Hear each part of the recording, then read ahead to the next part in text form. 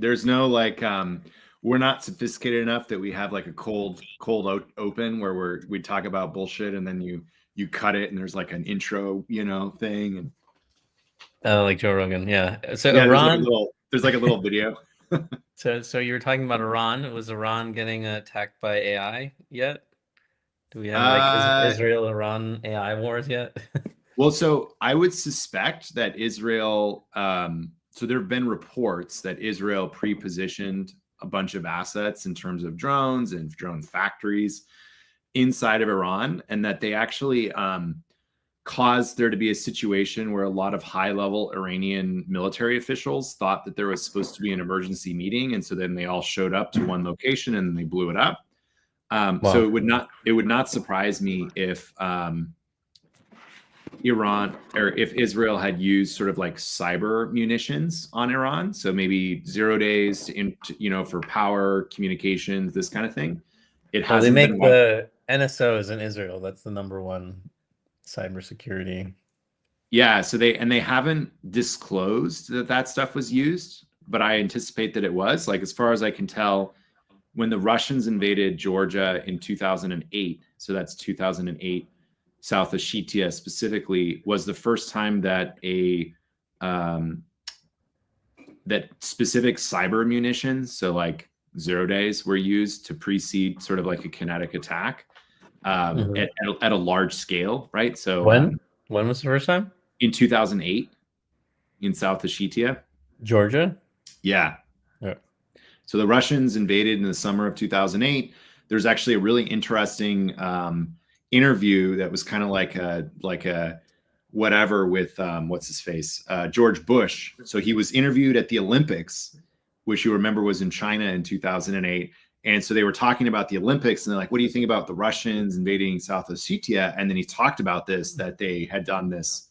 So they attacked the civilian infrastructure, the power, the water, the sewage, the everything, like from that perspective first, so that it was all knocked out before they moved in with the tanks. And obviously, like, we've done stuff where we blow up a power plant or something like that, but it's usually like targeted with a missile. It wasn't so much like a cyber munition. And then since then, every conflict has had some component of that. And famously, the NSA like fucked up one time and turned off the internet in Syria. So it definitely like happens as a thing. And so it wouldn't surprise me if we learned later that, just like with Stuxnet, that attacked the Iranian enrichment facilities a number of years ago, that there was a large scale cyber attack. Now, in terms of AI, I don't believe that like you and I both know sort of like what machine learning AI is. I don't believe there's such a thing as like an active on the loop AI that could be, like you tell it go attack and then it goes and does that. Definitely think you could feed it a lot of like packet capture information and ask things like, hey, where would the vulnerabilities be? So it more in like an analysis perspective for an attack, you could use AI, but I don't, this sort of like Alexander Wang went on the Sean Ryan show and talked about how like we're going to have 5,000 AIs and China's going to have 5,000 AIs, and what percentage of them are for defense and what percentage are for offense. I think this is more science fiction. I don't think that there's like agents right now that do this. The only AI sort of operation that I've personally seen recently, you could say that like Elon's crash out the other week was triggered by an AI, especially given that the information environment was flooded with FUD around Palantir. And then OpenAI won a $200 million contract with the Defense Department within days. So, and OpenAI had come out the week before, again, because I think Palantir and OpenAI were fighting in the government for this contract. It had come out that OpenAI had created something called Guardian, which you could think of as like a precursor to Skynet. And the purpose of Guardian is functionally to identify a target, isolate them, identify all of the information sources that they have, and then a precursor to Skynet from the movie Terminator. Yeah. So functionally, like the fictional movie. Yeah, it's because there is a Skynet that was designed by the UK to do something similar, but it was machine learning. Like I think there's this like eponymous law that if there's something in fiction that's described, then like reality starts to like move towards fiction, because that's what people envision when they think about a technology. Yeah, I think that's interesting. I mean, writing is very powerful. Paul Graham, Mhm. through his writing, has created the whole Silicon Valley as it is today, which it really wasn't Yes, like this 20 years ago. totally agree. Yeah, as Yeah. someone who was here 20 years ago, actually, I grew up in Silicon Valley. It's a Yeah. completely different place as a result of PG's essays, which you can still read, that are widely available and read. And I think Peter Thiel, to his credit, has had a non-zero impact as well. That's right. Yeah, he also wrote Book 0 to 1 and some other sayings that are very powerful. In fact, I think at one point China was hiring sci-fi writers, paying them to write sci-fi, where China is on top, just to create this China vision of future that we have. So But like really, Chinese propaganda about the US military is phenomenal. It's like amazing. Like the way they describe the US and like the imagery that they use is like so badass. Like it paints us out to be this, like, like there's like a famous picture that's a propaganda photo where it's like the Chinese Navy is represented by like a guy with one of those rice hats, and he's got like a stick and he's standing on like a raft. And then there's a huge wave, and then this massive US aircraft carrier that has like an evil face is like bearing down on him. And it's like the one peasant against this impure, and then there's, in the background of the clouds, there's like Uncle Sam, but like with the malevolent face. It's so awesome. Okay. The propaganda. Yeah. But I'm saying that the sci-fi writers like Neil Stephenson have really had an impact in creating people's visions of the future. Yeah. And that's why I created a blog called Visions of the Future. Yeah. And it has not quite fiction, but I think we should get to that as well. But writing that tries to spin a vision that people can follow, that's going to be more positive and less like techno surveillance capitalist. Yeah, I think the most probable outcome is the culture.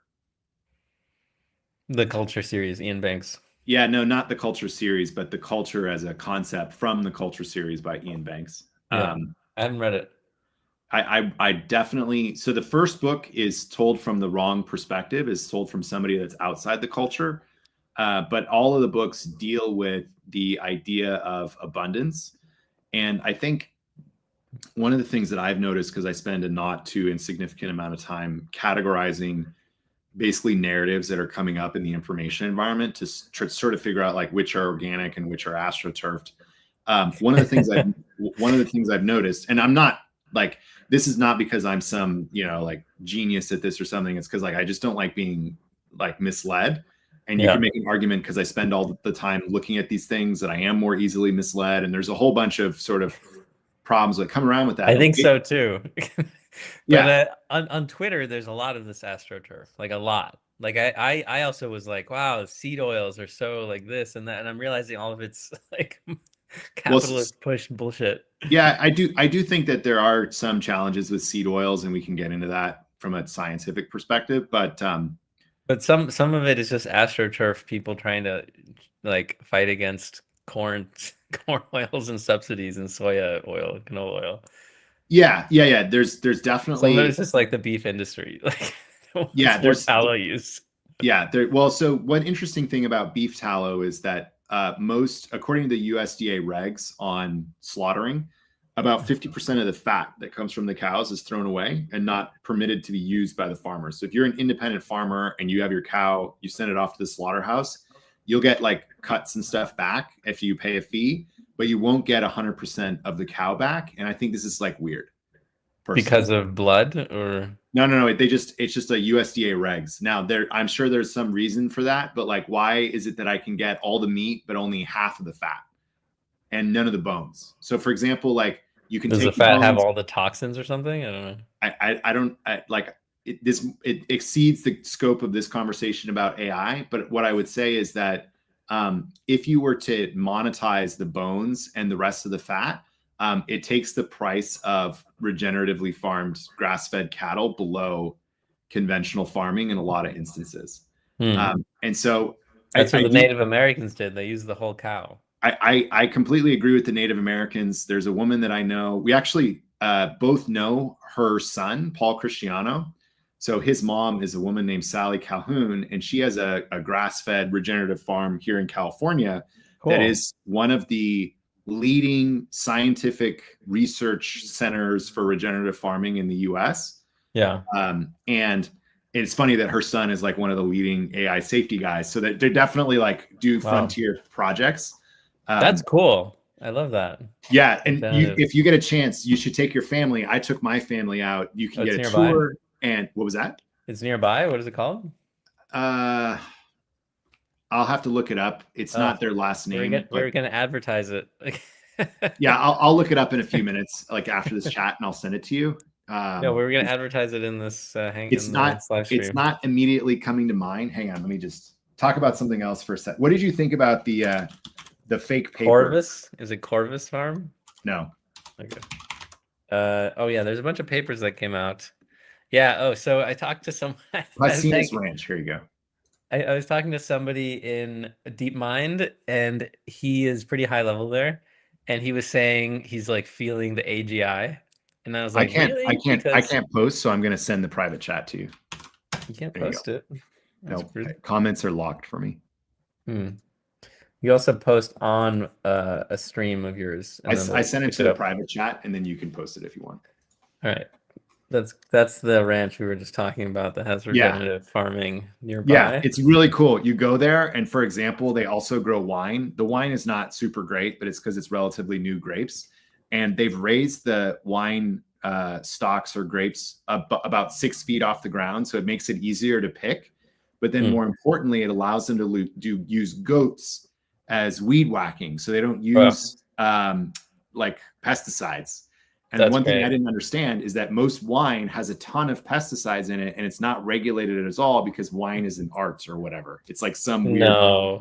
Yeah, go look it up, bro. Like, there's like pictures of Napa where you see them with the suits, like the hazmat suits, and they're spraying all the grapes. It's so gross. Oh, so this is a little south of San Jose. Okay. Cool. Yeah. So it's within a drive. You know, if you get your Waymo or whatever, or spend the night in Monterey. Yeah, looks cool. Yeah, so I was talking to somebody at DeepMind, and we were just trying to like hang out, see what's happening, and then he's like, "Oh yeah, he's at Google and he's feeling the AGI." So I think internally they're drinking the Kool-Aid that they're like getting close to ASI and AGI, which is what they've been saying for years, right? There's that guy. I think this attack on Elon is pretty close to being an AGI. Like, yeah. The way I have a bunch of information about it, and it was very well executed. So I'm just like, it seems like just at the frontier of human capability. So it's a little bit weird. Okay. And then I was telling him, like, it seems like the AIs we have like are like kind of, I mean, they're useful, but they don't seem to be doing anything novel. Anything that useful that I saw that come out of it was like, seems plagiarized from another report. And yeah, I didn't find it to be very, very useful for anything really, really good. So there's this idea where, how do you prove that you're not an AI? Yeah, that's definitely philosophical. So like when you say it's not very useful and very plagiarized, maybe we can say you're an outlier, but at least half of the things that you say, and let's say 90% of the things that I say, are definitely not our own thoughts. And so to what extent are we just plagiarizing from others? You know what I mean? Yeah, the bar, I mean, most jobs are bullshit, right? Most things that people are doing are not so useful. I mean, this is some of the things we had on our first conversations. Like maybe most of people's lives are just repeated other people's lives. I mean, that's why we like fiction. I'm watching this show called *Halt and Catch Fire*. Have you heard of it? Yeah. It takes place before I was born, and it's about the creation of the mini computer. But everything in it, I'm like relating to, like the marriage, the kids, the building a startup, the competing. Some of the same things happen in it. Like a competing company copies the whole design and tries to steal all the users and like all this stuff. Yeah, that happened to my dad. Like the net result of my dad is he lives in a trailer park because some guy stole everything, his life's work, and then made it his own and did a better job raising money and just made it so my dad couldn't raise money. And so that it blew his whole, like his life is fucked because of that exact problem. So in the sense, like an AI or just a pattern repeater matcher could make up that story. of this person's life repeatedly, like easily, because we're kind of living the same thing. And so I mean, that's still useful, but is it like super innovative? Not necessarily, but most people's jobs aren't innovative. Only PhDs and artists, like fine artists, are doing really innovative things, right? Most people are not doing innovative things. Yeah, it's really hard because there's also these observations like the solution to like population is the solution to all problems. But not anymore if AI makes it so that you already know everything that's going to happen with people. And like, why hire people? So I don't know. So here's something that I don't really know. You and I went to Princeton. Nominally, when we went there, it was about collecting people who could score well on the tests. So at some level, that's a filter for people that have maybe something that approximates intelligence. I understand there's like a genetic component to it, but I also met a lot of people that they were definitely like smarter than the other people in their family. And so I do believe that to a degree, there are people that are distributed throughout the population, and that if you have 100,000 people, you should expect a random distribution or whatever, a weighted distribution of geniuses. And so like if you have 1 million people, there are more geniuses. And if the geniuses talk to each other, they're going to figure stuff out faster. And so in the limit, you want as many people as possible that are highly, highly networked together. And you could say this is sort of the trajectory of our civilization in the West, where as we brought people with English in the 20th century, now they could communicate and they could use paper. And then we got the internet, and now we're at a point where basically it doesn't matter what language you speak. And so I can talk to, like, there's this whole paper about how during the Meiji restoration, the Japanese translated all of the German and Swiss technical documents into Japanese. And then that caused 2 generations later this huge increase in industrial activity. And so I do think that that's partly what this show Halt and Catch Fire is about. It helped me see that everything we're doing now with Facebook and connecting people was happening 40 years ago, before I was born, with you've probably heard of BBMs. Yeah, BBSs. BBSs. They're called bulletin board systems, and yeah, I was on them. You were on them. Yeah, were you on them, but even 10 years, even 10 years before you were on them, people were on them. Did you use Usenet? I've never used any of them really. So Usenet was sort of the original version of that. Kind of, but I think there was things even before that, right? There's even like earlier, like so telephone dial-up. Yeah, so it used to be, prior to Usenet, you'd have to be on the same network, and you would do something called fingering somebody. No bullshit. Go look it up, and it would tell you if they were logged into their terminal, and you could communicate with them. Yeah, it was all live, right? So I'm building a live. You'd have to be on the live chat service that's the same kind of live chatting, but it's on the same supercomputer, right? Yes, so it was on mainframe, right? There'd be a mainframe, and then there'd be a bunch of terminals. And so, like, for example, I have friends that were at Berkeley, and I think there were like three Stanford, Berkeley, and maybe like one other, maybe Caltech was like the original internet. And so they talked about how like you could email people from one university lab to another, but if you were on the same mainframe, so like one of my tech mentors helped write Java at Sun Microsystems. His name is Chuck McManus. He's like ranked number 9 on Hacker News. He was explaining to me how when he was at school, like his wife would like use the, like the terminal. And so like his father-in-law, this is when they were dating, would call him up and be like, "Hey, I want to talk to my daughter, but I can't, the line's busy." And Chuck's like, "Hang on, let me go finger her." And then to figure out if she's online. And there's this whole story about how like back in the whatever that they communicated. And yeah, so it actually. So just in line with what you're saying. So this started happening 40 years ago. That created, here's my theory. That created people. This is a theory. You heard it here first. No one's ever said this before. You're about to tell me something I came up with 20 years ago, but yeah, let's go. Sure. So people started messaging each other on BBMs, right? And Unix, right? And BBS. They were well, I think built-in message boards. Anyway, BBM was the BlackBerry Messenger. Okay, BBS, whatever. Yeah. So they were messaging each other, right? So now all these like super genius PhDs, nerdy, slightly autistic people started messaging each other and meeting each other, right, and connecting, right. And in the show, the couple met in Berkeley, but then they met other people and they all connected and built stuff. And so 40 years ago, you start to see people who are kind of like nerdy in this way start to meet each other more, connecting, having kids, right? So now these people who would normally never meet because of the early days before even the internet, these BBSs started meeting and having kids that they wouldn't have had.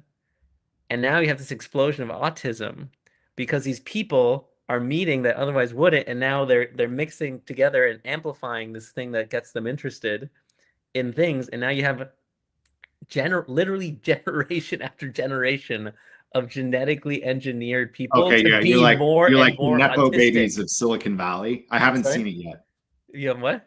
The Nepo babies of Silicon Valley. I haven't seen it yet. It's not even just Silicon Valley. The point of the show, they were in Dallas, Texas. So the BBSs let people in every region who were the nerdiest 1% meet, have babies, and then they became the 1% of the 1%. And then now they're all coalescing in Silicon Valley. But like, because of the internet, like even before 95, before the World Wide Web, this goes back decades, right? This just started bubbling up more and more. And so it's interesting that technology didn't make nobody made an explicit eugenics program to like pick the most nerdy people and put them together to meet. This is how assortative mating works, though. Like women functionally are eugenicists. Right. And that's generally how it worked, and that's how evolution works. Yeah. But like, it's interesting that literally the computer technology started to assortatively mate and pick people, and like people use these now we use as Tinder, dating. right? So like Tinder, and now Tinder, so that's kind of dissolving in a bit, maybe. Yeah. You know, but like the BBS, like because you had to pass these filters to figure out how to use a computer, it created this to happen. And so the next, I think we mentioned this before, Instagram is creating a whole new kind of evolution happening right now, where now the most beautiful people are like now meeting each other on Instagram. And they couldn't before. So we're gonna have these like super gorgeous beauty babies in the next generation. And it's gonna be like, so it's interesting to see, but it's just happening invisibly. It's like once you step back, you see it and you're like, oh, that's obviously happening. Yeah. And they're like, big, well, this is like, the whole, so this actually rolls into like Lindy Mann. Like we think we're making the technology, but the technology's making us. Yeah. Well, this is the same thing with like, we always talk about like viruses, like who is the host and who is the symbiont. So this is something that gets straight to stuck culture. So we talk about, you know, the 80s had a look. When we were going through college, there was an 80s night, and, you know, there was different themes based on clothing. My contention is that like early 2000s, late 2000s Facebook is different from early 2010s Instagram, is different from Tumblr, Dig, Reddit. They all have kind of like a different vibe and the type of people that they coalesce. So like Twitter pre-Elon is different from Twitter post-Elon. A lot of the scientists and academics have left for Blue Sky, and it remains to be seen if they'll come back to Twitter X or they'll form another network. It's hard to tell because I don't really follow Blue Sky. But when I connect with all my sort of like academic friends, I'll be interested to hear how they're communicating, because I think they really did leave X en masse. So yeah, it's kind of interesting that these cultures emerge, and then there's people that get married and have kids that are in the culture. And at the Hackers Conference, you know, we have the kids of hackers now. So all these famous people that were, you know, around in the hall, you know, so. I met Larry Wall at the Hackers Conference that you invited me to. It's cool. Anybody who goes back, if you're interested in this kind of stuff, there's sort of two things that I would recommend that you watch. The first one is in December of 1968. A guy named Douglas Engelbart from Stanford Research Institute gave a presentation, which is available on YouTube, called The Mother of All Demos. Yeah. And it includes all computer technology that we have. Instant messaging, shareable screen, file, the mouse. Just the mouse. This is everything. Video conference, it's all there. Okay. It's from the late 60s. Obviously, like it was just And Doug, if you get interested in the video, he spent the rest of his life basically like postulating about where the trajectory of all these things were. And spoiler alert, he's a smart guy. And then the second one that is super interesting, that's on the same theme, is a video series that was put out by the Computer History Museum. Specifically, I forget what my friend's name is who did this, and it's called The Secret History of Silicon Valley. And it's like a 2-hour, 2-part documentary that's on YouTube, which I highly recommend that you watch. And it also sort of talks a lot about what Joe was getting at, which is functionally that technology has enabled a kind of virtual scenius. So we've talked. Scenius, yeah, I like that word. We've talked previously about sort of there's 3 competing, overlapping ways or perspectives of thinking about history. There's great man theory, which is super obvious. There's people like Napoleon or whatever. Then there's sort of like the technological change theory of history. So basically, we invented mechanized tractors in the 19th century. And so it was inevitable that you would get the emergence of states like the United States, industrial states like the United States and the Soviet Union, because of this tractor mechanization, which pushes all the poor people into the cities. Like, and so there's that theory. And then there's a third theory, which is relevant here, which is that if you get a certain like critical mass of people, and it's unclear how many it is together, and, you know, we have the PayPal mafia, we have, you know, the beatniks, Gertrude Stein and Ernest Hemingway and those guys in the 30s, in Ireland or whatever. I forget where they were. Or the Belle Epoque. Yeah, Paris, the Belle Epoque. Paris. Exactly. Paris, yeah. So you get these sceniuses that emerge. And so what Joe's talking about here is functionally like an opt-in, affinity-based scenius around basically like frontier autism functionally. Well, but I'm saying that the second and third are complementary. Like you're saying they're opposites, but actually I'm saying that merges, because the scene makes the tractor. Yeah. So it creates and then a the flywheel. tractors Totally, improve, it creates and a then flywheel. That makes more of a scene. Yeah. And attracts more concentrated, and then they build the second version of the tractor, which makes it even more concentrated.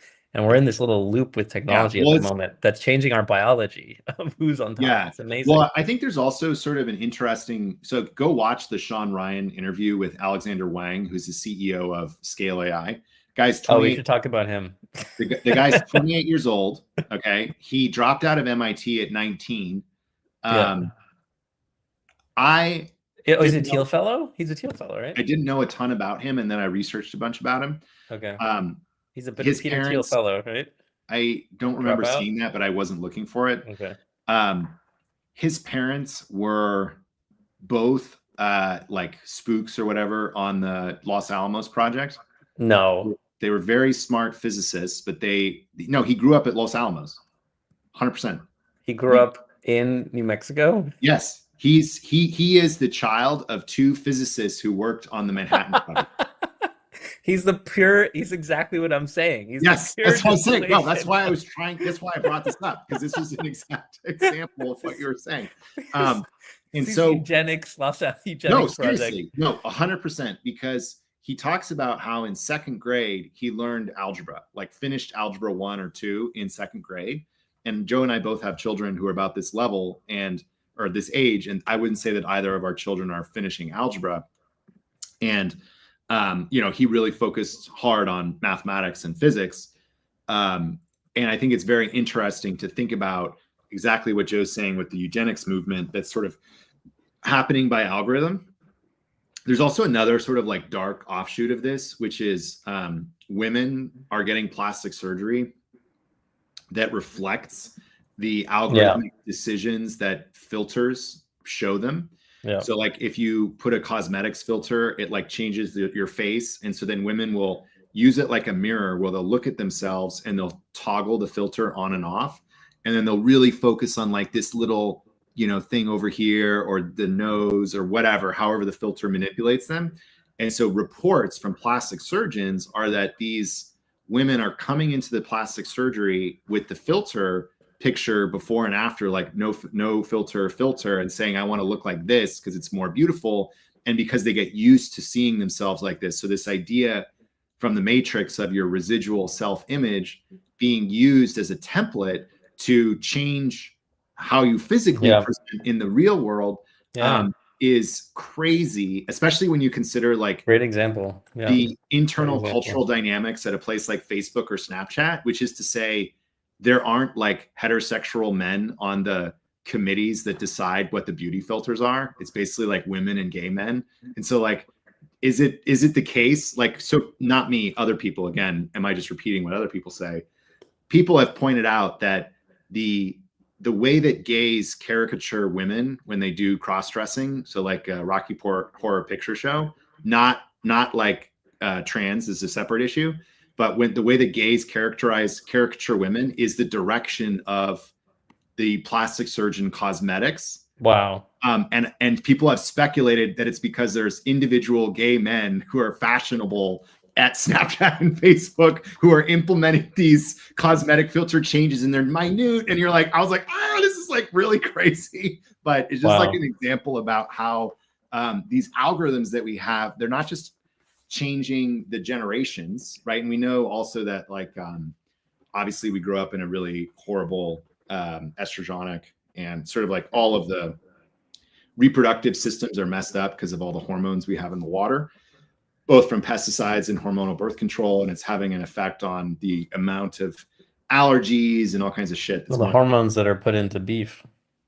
Yeah. I mean, it's everywhere. Antibiotics. They say like we eat like a credit card's worth of plastic every so often. So anyway, I just think that those algorithms are not just affecting sort of the evolution of the species, but also like the intergenerational development, right? Of like how people physically show up is basically like algorithmically determined. So yeah, it is.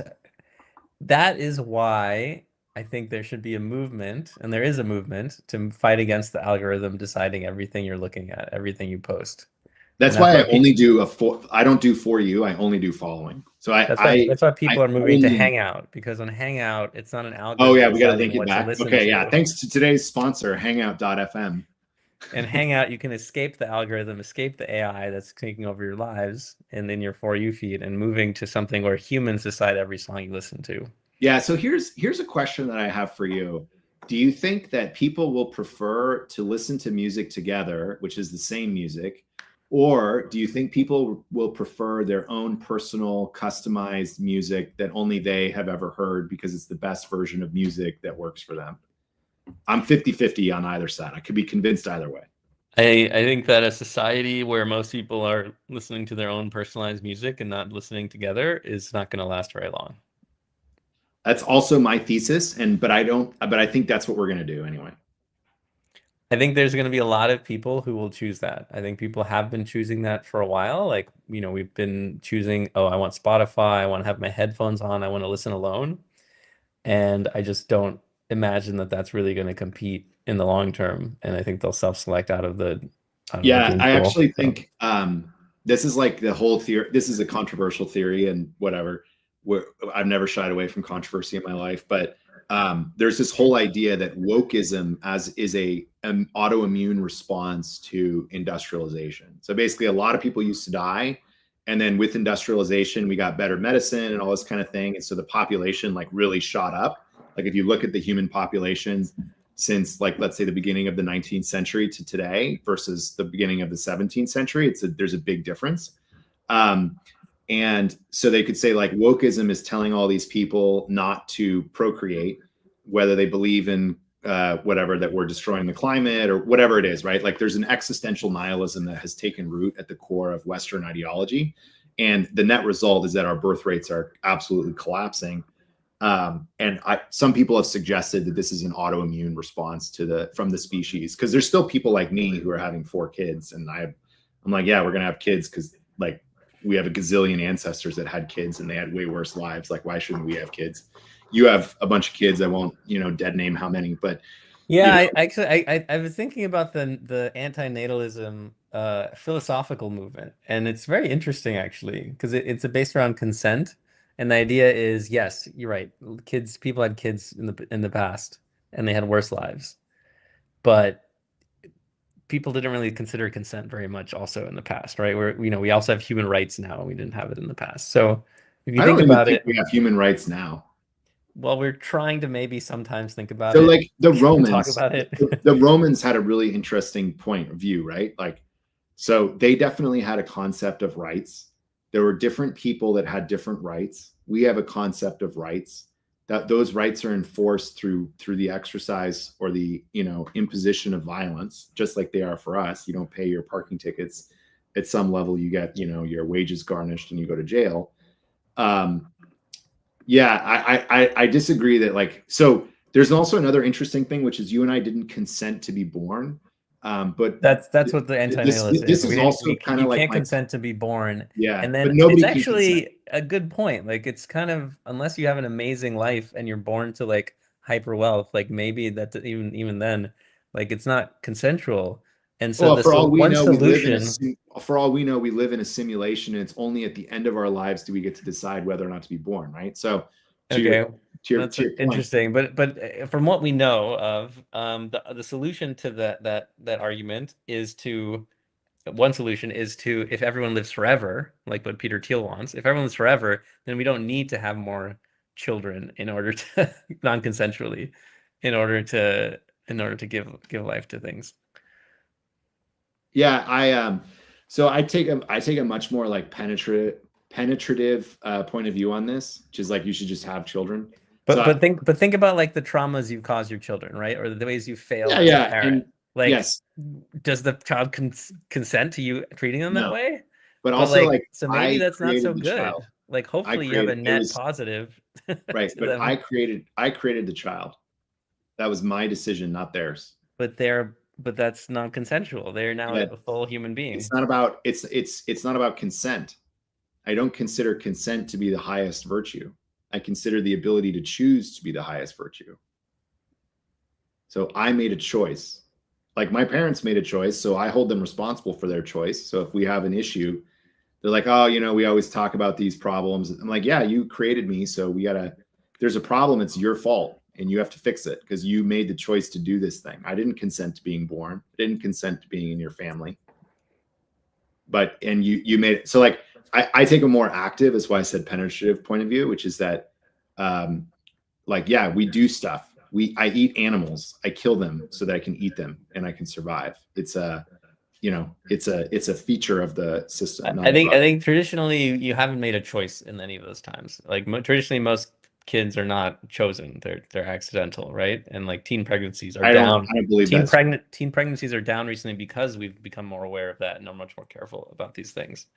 Yeah, I would make an argument that teen pregnancy wasn't really a thing the way that it was post-industrialization. So I think teen pregnancy as an idea really became popularized after people started moving to the cities.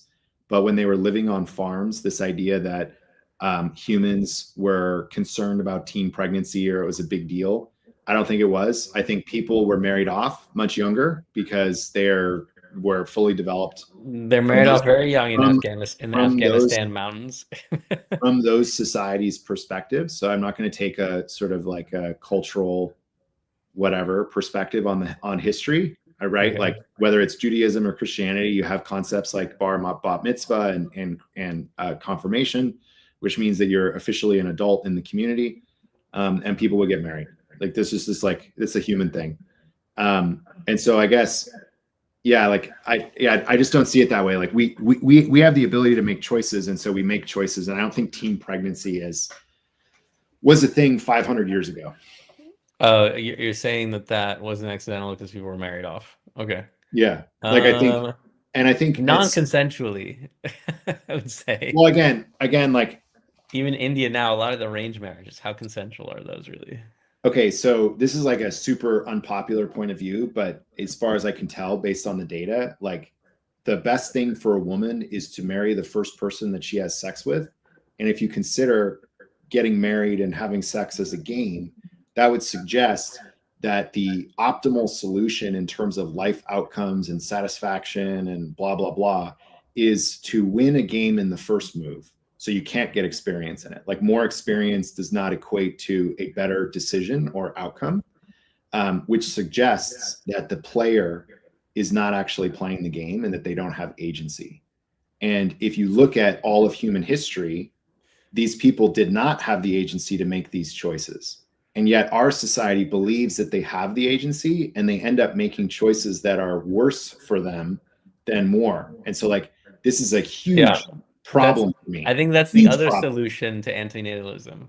It's a huge problem for me because the solution for antinatalism is if no one is conscious and therefore they can't make choices, therefore there's no issue with consent because they're just animals. Well, and so being animals. That's exactly right. They have sex, they have babies, whatever. Right. It gets back to our consent issue.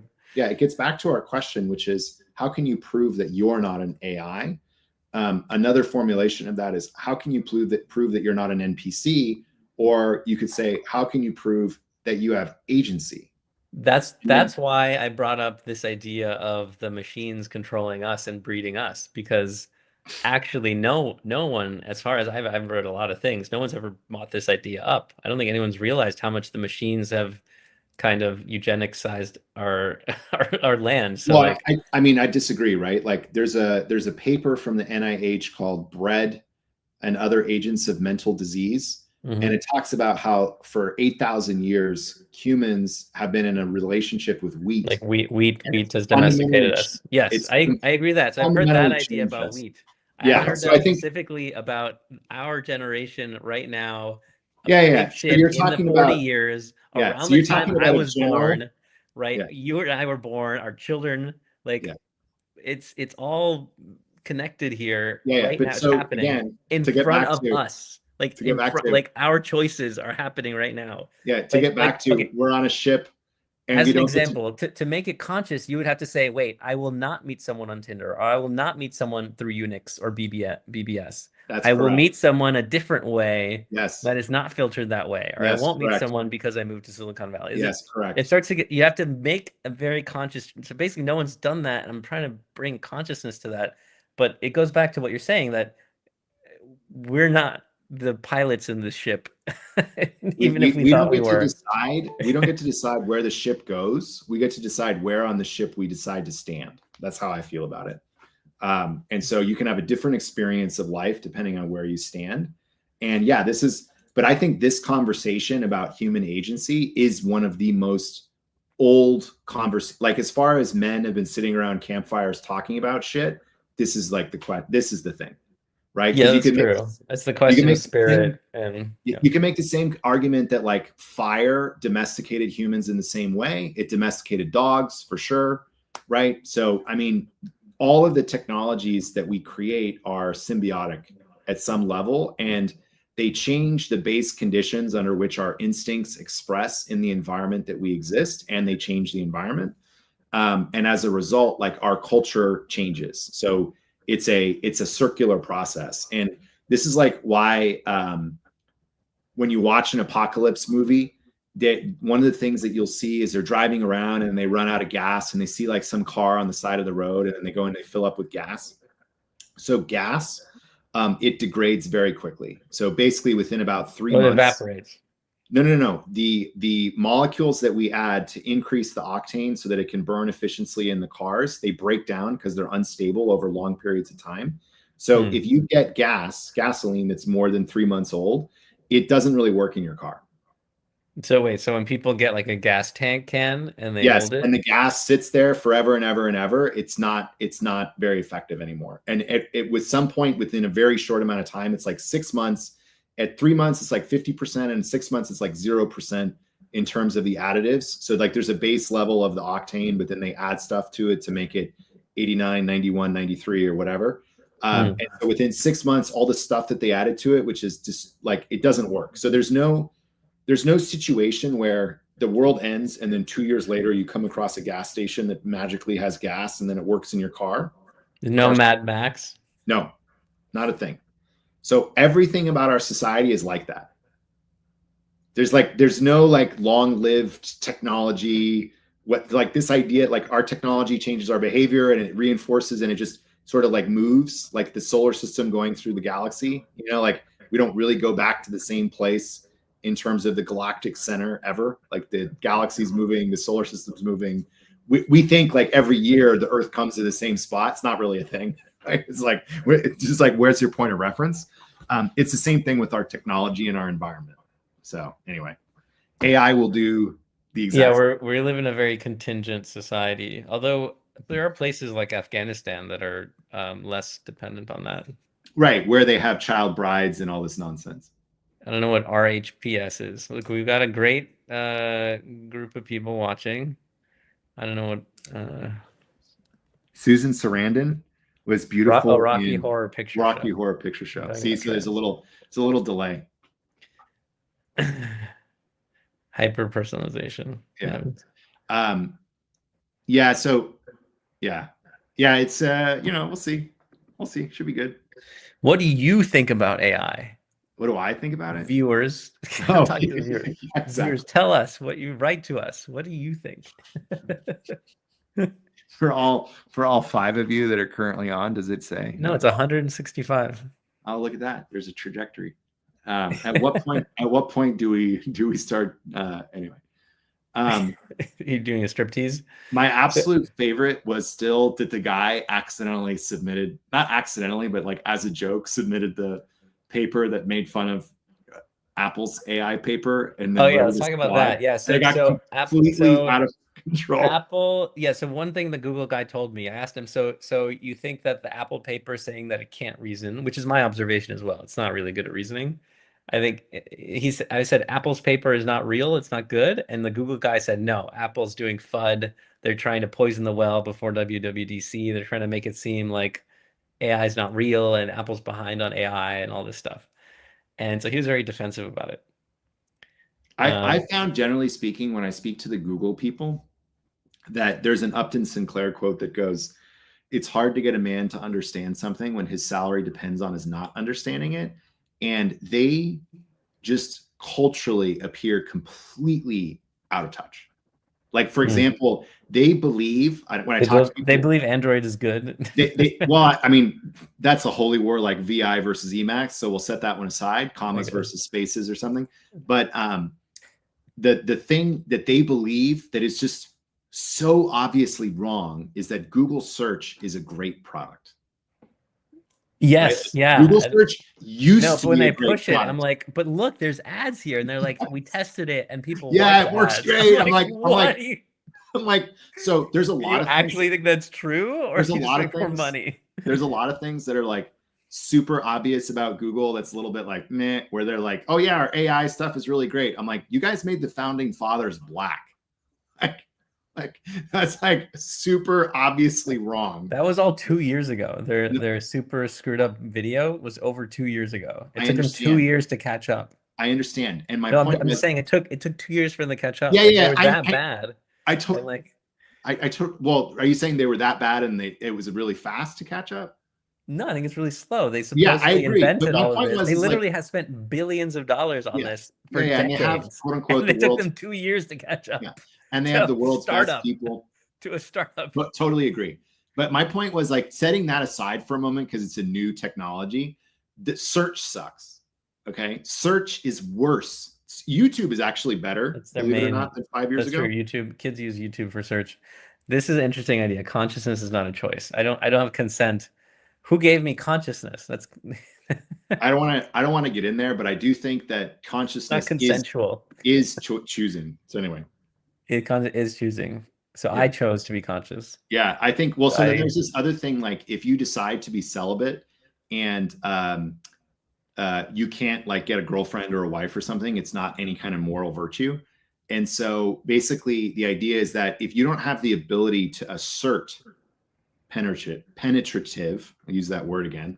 If you cannot assert your will on reality, you are not an actor in reality. You're just a passive consumer. And so when you think about like who has the ability to assert agency, it's a very small minority of people, because a lot of people don't have they structurally cannot divest, defect from the group decision, because they'll get cut off and die basically. So then they don't have agency because they can't prove that they have agency. Right? So, you're talking about an individual, but if we go back to your idea that you mentioned of Scenius, can an individual not defect, but then a Scenius, can it defect? Is that possible? No, I think individuals can defect for sure. No, but I'm saying, what if an individual isn't defecting, but they are in a Scenius and the Scenius as a whole defects, but any one of them individually would neither defect from the scene or from the larger group? And then if so, then is the human not agent, or none of the humans agent, but the scene is a conscious agent? Well, and then there's a complexity to it where we're individuals in that there's a boundedness to our consciousness, and there's emergent phenomena at every level of organization. So like starting at the cell, like a bunch of cells together as a tissue, a bunch of tissues together as an organ, organs, the immune system has an incredible intelligence. Yeah. So but my point is that we're conscious at the level of ourselves, but like, what if God is just a group of people that are together? And so then all of the rules that we get around God would be like the same rules that you give a bunch of cells, which is like, don't sleep with your wife, the wife of this other guy, don't kill the other people. It's okay to kill people that are not part of our group, right? So like God is like an emergent phenomena of a collection of consciousnesses. And so then the question sounds about right. That's why I don't really go to the Catholic Church. So then the question is, to what extent is Asinius like a local version of God, right? And then there's sort of like a universal God of all humanity, which allows us to say like we're all one people, even though that's bullshit. That's how cults work. Right. Well, cults is like a feature, not a bug. And the reason why I like AI, by the way, is that it agitates for all of these questions. Yeah, it's funny. I see my my friends who like weren't interested in AI or before. Now everyone's in AI, right? But now some of them are like, oh, let me start thinking about consciousness and all this stuff. I'm like, dude, I've been doing that for decades, man. Like I studied the Upanishads in India, in Kerala under a guru. Like I've been doing this forever. Yeah, and this is why I've been in AI for decades too. Like right, and you still have this thought, which is, are we even conscious? Which is, I think, is a very human thought, by the way. Like it goes all the way back to the beginnings of writing and basically the spoken word. Upanishads are 5,000 years old. So. Yeah, that's what I'm saying. Is like there's no part of history where people weren't asking these questions, which is itself a little bit repetitive. We're writing it down, but yeah, it's the question is, how far back does it go? Like, I think it goes back to the beginning. Do chimps grunt about this? I think that whales. So now we're using large language models to decipher whale speech, and I think we're gonna learn that the whales do the same thing. Whales do. Well, you had that great idea that you want to go proselytize and convert some whales to Judaism, and then they'll wear little yarmulkes. That was not my idea, but that is so. That was not my idea. That is so unhinged. That's recorded on the podcast. No, oh my God, I love it. Episode 2. All right, let's go. Okay. Bye, everybody.